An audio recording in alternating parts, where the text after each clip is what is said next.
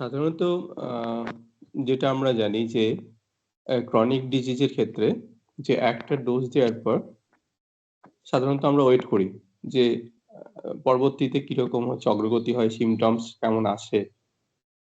কিন্তু এখানে আপনাকে জিজ্ঞেস করার পর আপনি বলেছিলেন যে আমরা ৪ টে ডোজ সাধারণত আপনি দিয়ে থাকেন 200 এর। ৪ টে ডোজ কেন এটা ঠিক বুঝতে পারিনি স্যার। একটা ডোজ দিয়েও তো আমি ওয়েট করতে পারতাম। হুম, একদমই ঠিক তাই। একটা ডোজ দিয়েই ওয়েট করা উচিত। কিন্তু এক্ষেত্রে আমি ৪ ৬ এরকম ডোজের কথা কেন বলছি? দেখুন, ক্রনিক ডিজিজ লেখা হয়েছে, হ্যানিম্যান সাহেব লিখেছেন আজ থেকে প্রায় ৩০০ ৩৫০ বছর আগে। তখনকার সময় মানুষের মেন্টাল স্ট্রেস আর এখনকার মেন্টাল স্ট্রেসের মধ্যে পার্থক্য আছে। তখনকার সময়ে এত কেমিক্যাল হ্যাজার্ড ছিল না। এখন তার থেকে বেশি কেমিক্যাল হ্যাজার্ড এর মধ্যে দিয়ে আমরা যাচ্ছি। কিরকম কেমিক্যাল হ্যাজার্ড? আমাদের প্রেশারের ওষুধ চলছে, সুগারের ওষুধ চলছে, বিভিন্ন অ্যান্টিবায়োটিক চলছে। এই সমস্ত ওষুধই কিন্তু আমাদের শরীরের উপরে একটা স্ট্রেসফুল সিচুয়েশন তৈরি করে। এছাড়াও আর্থসামাজিক বিভিন্ন পরিস্থিতিতে আমরা বিভিন্ন স্ট্রেসফুল সিচুয়েশন এর মধ্য দিয়ে চলছি। এই স্ট্রেস গুলো কি করে? আমাদের ভাইটাল ফোর্স কে উইক করে, ভাইটাল রিঅ্যাকশন কে কমিয়ে দেয়। তার ফলে একটা ডোজ দিয়ে যে রিঅ্যাকশন আমরা পেতাম একসময়, এখন সেই একটা ডোজ দিয়ে সেই রিঅ্যাকশন অনেক ক্ষেত্রেই আমরা পাই না। সবসময় যে ৪ টে ডোজ দিতে বলা হয় এমনটা কিন্তু নয়। ইন জেনারেল ১ টা বা ২ টো ডোজ ২ সপ্তাহ ছাড়া বা ১ মাস ছাড়া পেশেন্টের প্যাথোলজি বিচার করে প্রেসক্রিপশন করতে হয়। কিন্তু আমি ইন জেনারেল ৪ টে বা ৬ টা ডোজের কথা বলেছি যে ইন জেনারেল ১ম এই আমরা ৪ টে বা ৬ টা ডোজ দিয়ে একটু ওয়েট করে ভাইটাল রিঅ্যাক্টি ভাইটাল রিঅ্যাকশনটাকে যথেষ্ট পরিমাণে ইনক্রিজ করে আমরা এবার ওয়েট করব। এবং এটা ডক্টর মার্গারেট ব্ল্যাকি বারবার করে বলেছেন যে ক্রনিক ডিজিজ এর ক্ষেত্রে ৪ টে ডোজ বা কখনো, কখনো ৬ টা ডোজ দিয়ে অপেক্ষা করতে হয়। এবং বলতে পারেন এটা আমি আমি আগে সিঙ্গেল প্রেসক্রিপশনই করতাম। এখনো করি, সিঙ্গেল ডোজই দিতাম আগে, দিয়ে অপেক্ষা করতাম। কিন্তু তার থেকে আমি দেখতে পেয়েছি বর্তমানে ডক্টর মার্গারেট ব্ল্যাকির কথা অনুযায়ী, উনার বই ফলো করে যে ৪ টে ডোজ দিয়ে অপেক্ষা করলে কিছু, কিছু ক্ষেত্রে বেটার রেসপন্স পাওয়া যায়। এমন নয় যে আমি প্রত্যেকটা ক্ষেত্রেই ৪ টে ডোজ দেব।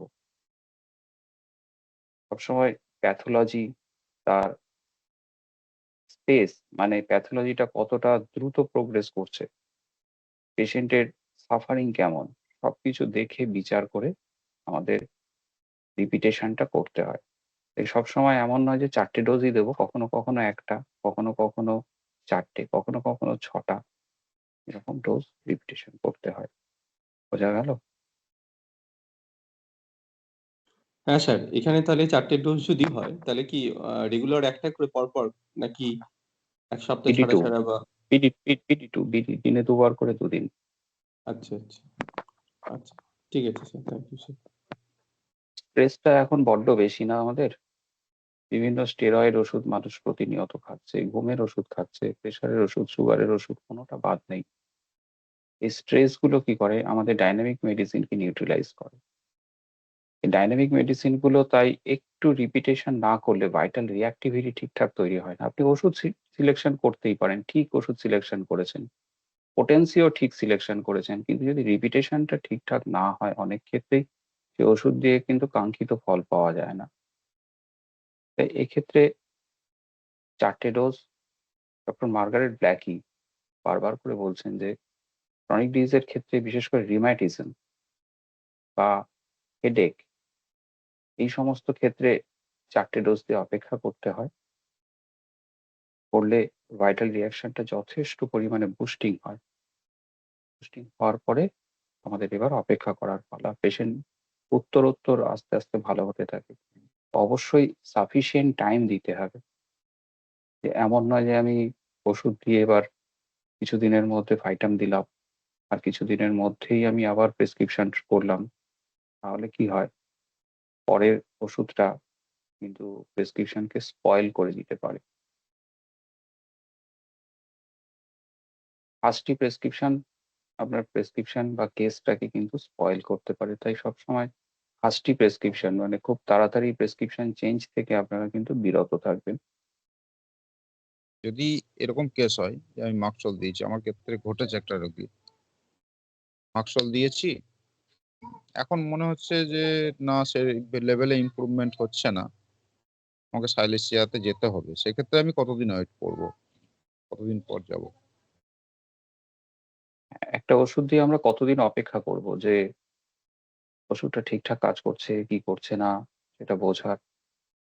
দেখুন ক্রনিক ডিজিজ গুলোর ক্ষেত্রে একটু ওয়েট করতে হবে।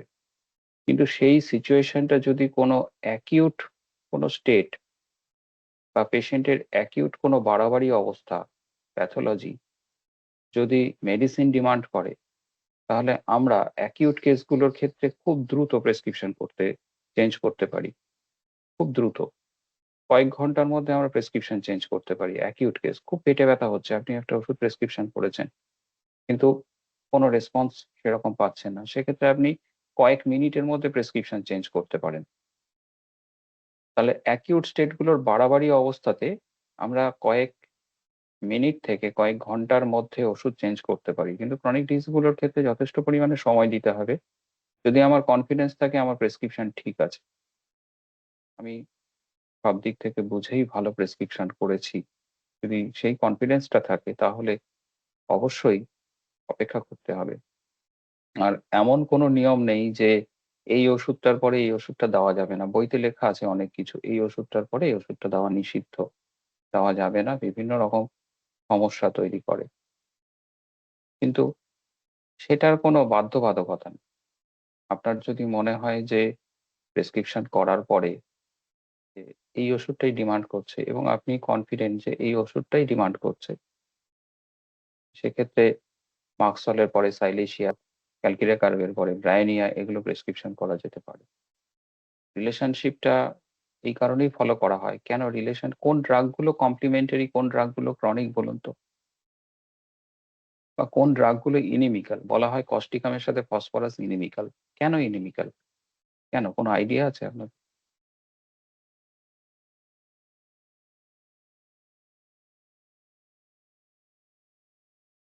না স্যার, এরকম কোনো এপিসের ওষুধ সঙ্গে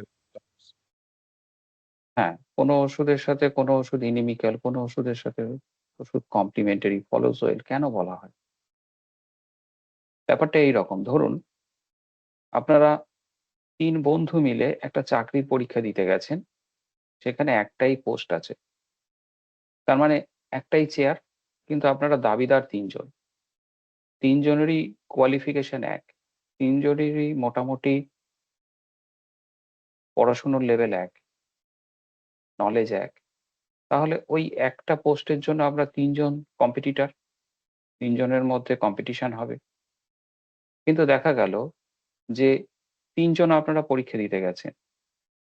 কিন্তু আপনারা গিয়ে জানতে পারলেন পোস্টটা হচ্ছে উর্দুর একটা পোস্ট। আপনারা কেউ সায়েন্সের টিচার, কেউ বাংলার টিচার, কেউ হিস্ট্রির টিচার। আপনারা কেউ উর্দু জানেন না। তাহলে ওই পোস্টের জন্য আপনাদের কোনো কম্পিটিশন নেই। কিন্তু ৪র্থ জন সে উর্দু জানে। তাহলে সেই পোস্টটা তো তারই। সেই চাকরিটা পাবে। তাহলে আপনারা ৪ জন পরীক্ষা দিতে গেছেন, কম্পিটিটর কেউ নেই। সে পোস্ট একটা। তাহলে সেই পোস্টে যে জানে সেই চাকরিটা পাবে।